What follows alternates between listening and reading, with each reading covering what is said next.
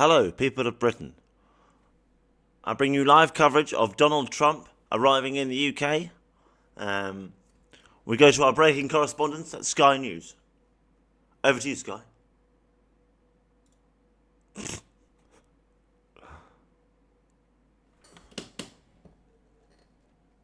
As you can see, nothing is happening yet.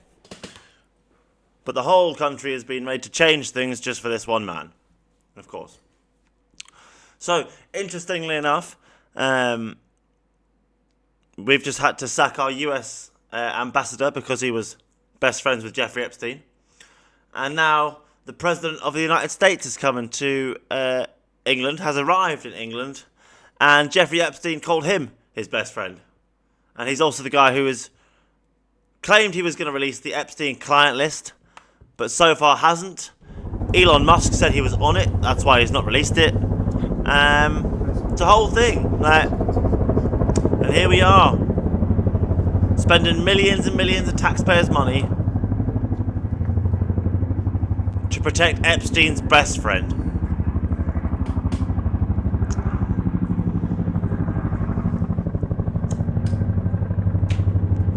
That'll be the helicopter, making sure there's plenty fake tan in the vicinity in case Donald Trump runs out of fake tan. He's going to need fake tan and hair dye because we all know he's grey. He's not really blonde. You all know he's grey, right? He doesn't really have blonde hair. It's hair dye.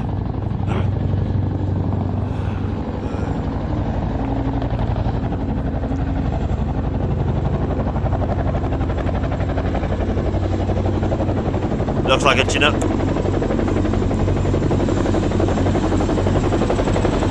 Is that the president? Is the president coming in? Oh, what a beautiful place. Oh, it's amazing. Amazing. I'm right, it was a Chinook.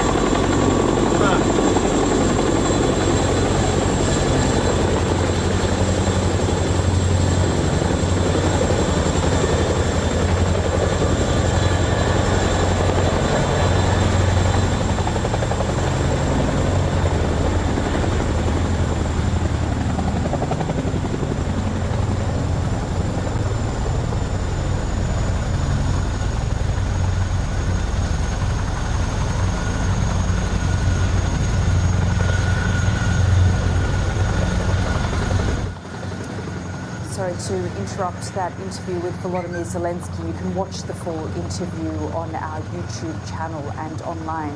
We've interrupted it because you can see preparations there at the US ambassador's residency, that Chinook there waiting for Donald Trump, which is, and Marine One is about to land any minute now on the lawn of the US ambassador's residence. We showed you earlier the images of Stansted Airport following Donald Trump landing and touching down there alongside the First Lady Melania and a number of key members of his cabinet.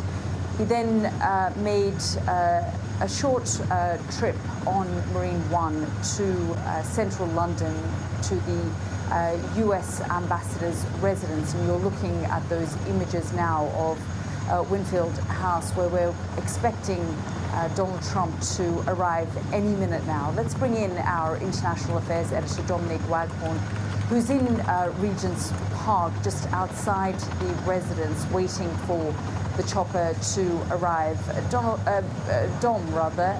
We are expecting the US president to arrive any minute now, and I can hear that Chinook waiting there for... You wouldn't be able to if there was no wind, by the way. I'd just like to point that out. That's the only reason you can hear it. Marine One to land. But you didn't know that. Yeah, to give you an idea of what we're looking at, we're looking from the terrace of Winfield House onto the huge lawn below it. I mean, it's an enormous garden. It's the second biggest garden in London, outside of Buckingham Palace.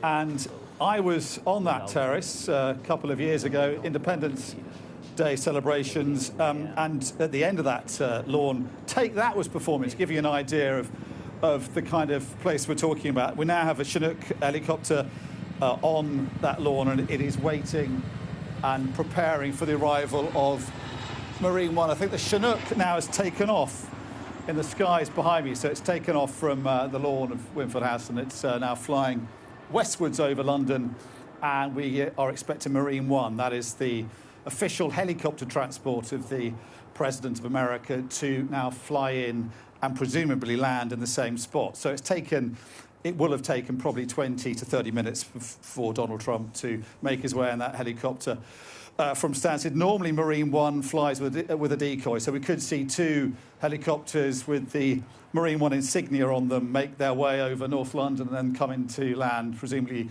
only the one carrying the President will land. And then we'll see Donald Trump come out of Marine One. We're normally used to seeing him come out of that aircraft on the lawn in front of the White House, but we'll now see him coming out from... I bet you that's the most heavily monitored airspace in the world at this moment in time.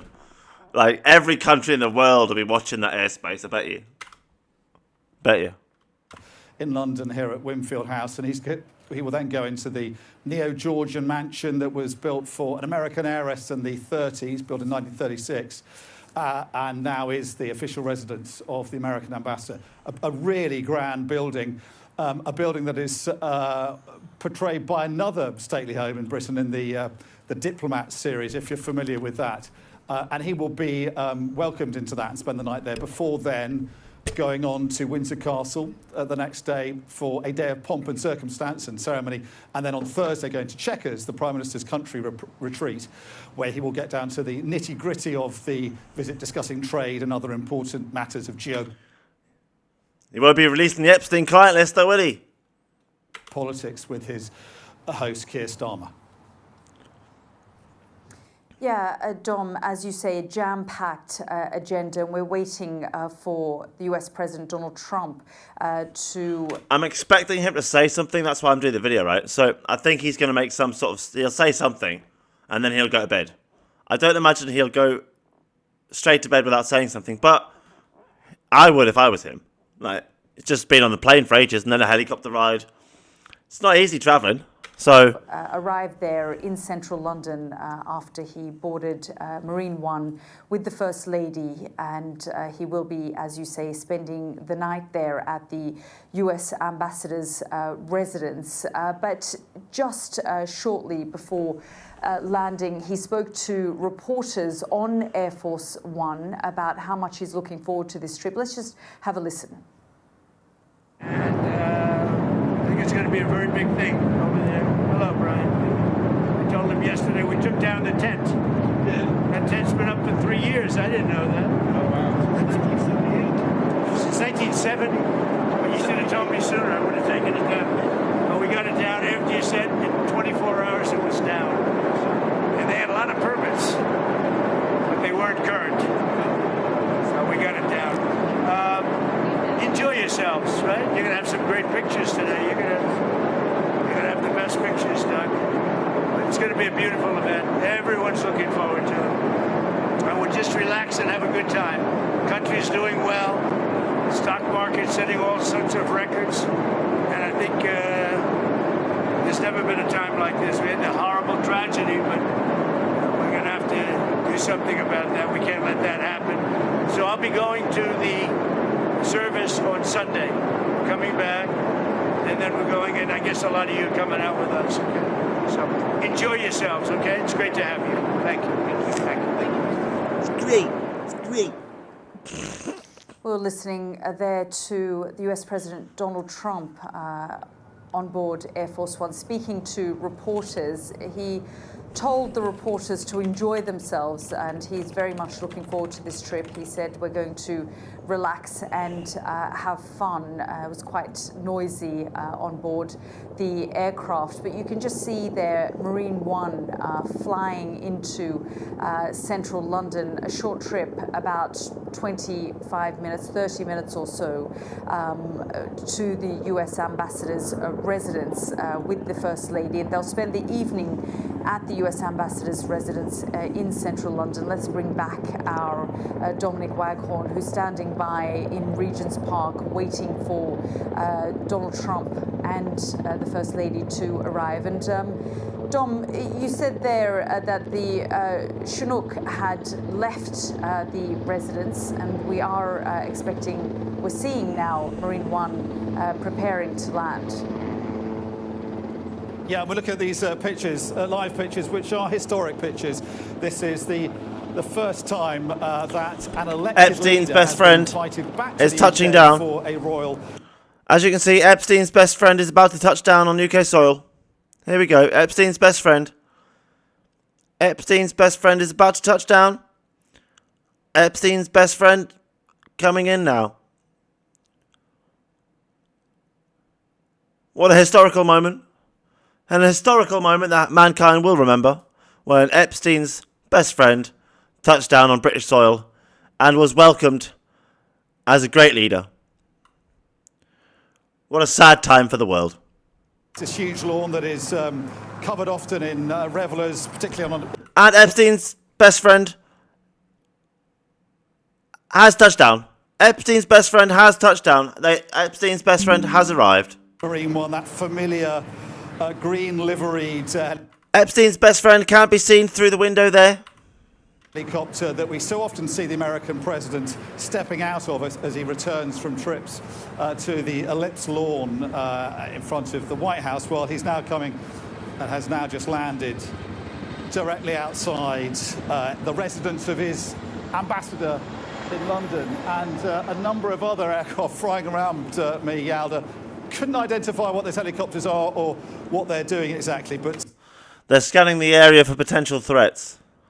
So they're using infrared scanners to scan for threats in thermal imaging, in case they're hiding where they can't be seen in camouflage or whatever. They're also using night vision sort of stuff to look for any heat signatures similar to thermal imaging, to look for any unauthorized personnel in the area and unauthorized aircraft specifically. That helicopter will be monitoring everything within probably a 10-mile radius. There'll be a camera on everything. Not 4K, it'd be like 8K cameras. A 360-degree 8K cameras, and it'll be monitoring for any threats. They're there to make sure that the president is safe. They're not there to help the helicopter land. we do know that Marine One flies normally with a decoy, and another Marine One look-alike helicopter is coming into land, so can't say for sure that the American president was in the first one or the second one, but one of those aircraft he is coming into land, as I say, for at the beginning of an unprecedented second state visit here in the British capital. He will now spend the night, once he steps out of that, alights from that helicopter, and he will spend the night in the company of the American ambassador in London. He can relax after his trip across the Atlantic, and listening into what he was saying on the flight on Air Force One, that's the jumbo jet that he flew in to get here. He's focusing on the fun, isn't he? He's telling his journalists travelling with him to enjoy this. And clearly for him, this is going to be 3 days, much more about the enjoyment of the pageantry and the kind of welcome that the British are going to lay on, and only the British can really lay on like this. Yeah, we don't know which one's got the president in, because they both had someone who looked like them in. This is Mark Stone was saying earlier. Other European That looks like Donald Trump, but so did the other one. governments and diplomats are envious of the kind of welcome we can give the American president. It's going to be an unprecedented 3 days of pageantry. He was telling his travelling partners on Air Force One, enjoy it. And I think, as he said, as he left the White House to get on board Marine One to go to Joint Force Base Andrews, beginning his journey, he said primarily this visit is about all that. It's about seeing the king, someone he referred to as an elegant gentleman, someone he says he has a close relationship with, much more than about the geopolitics of the visit, which is what his hosts, I think, particularly Sir Keir Starmer, are hoping to focus on at the end of these 3 days. Certainly that's their hope and their ambition. But for the president sitting there inside Marine One, this is much more about, I think, enjoying the welcome he's going to get and just enjoying the fact that he's the only elected leader ever to have been given this honour. And that's the worst part about it all. Keir Starmer appointed Jeffrey Epstein's best friend, one of his best friends, to US ambassador. And then he's granted the US president an unprecedented second state visit. It'd never been done before, right? Handed over that state visit with a written invitation by King Charles, who was also friends with Jimmy Savile. And his brother was also best friends with Jeffrey Epstein, or associates or friends, right? This whole thing, the fact that people's taxes are paying for all this, I find it disgusting. But you all just get on with, allowing nonces to run your countries. Yeah, Dom, as you... I try and point out that you're either letting nonces run it, or people who let nonces get away with being nonces. So, you guys keep thinking these people are good leaders. I don't think you know what a good leader is, personally speaking. Because it isn't someone who would associate with people like that. You say quite historic images we're seeing there of Marine One, which has just landed on the lawn of the US ambassador's residence, where, as you say, he will be spending the night with the US ambassador, in the company of the US ambassador. And really a big moment for the British government, as well as Sir Keir Starmer, who took that letter from the King to Donald Trump at the Oval Office and presented it to him, knowing how much admiration Donald Keir Starmer had time to deliver a letter by hand from King Charles to Donald Trump in America, but didn't have time to reply to my letter about British people being wrongfully tortured under the Mental Health Act. But he's got time to install Jeffrey Epstein's friends as a US ambassador and deliver a letter for one of Jimmy Savile's best friends, even though he was head of the CPS when they decided not to prosecute Jimmy Savile. So, I mean, he helped him essentially get away with his crimes by not prosecuting him. And now we have this whole thing. How does it not make your skin crawl out there? I don't know. How do you just live with this every day and just think, oh, it's okay? And then look at all these comments. God loves Trump. Hail the king. Like, what the fuck, man? You absolute sheep. You absolute fucking drones. I think I'm going to have to stop the stream because I am going to vomit. Thank you very much. Bye-bye.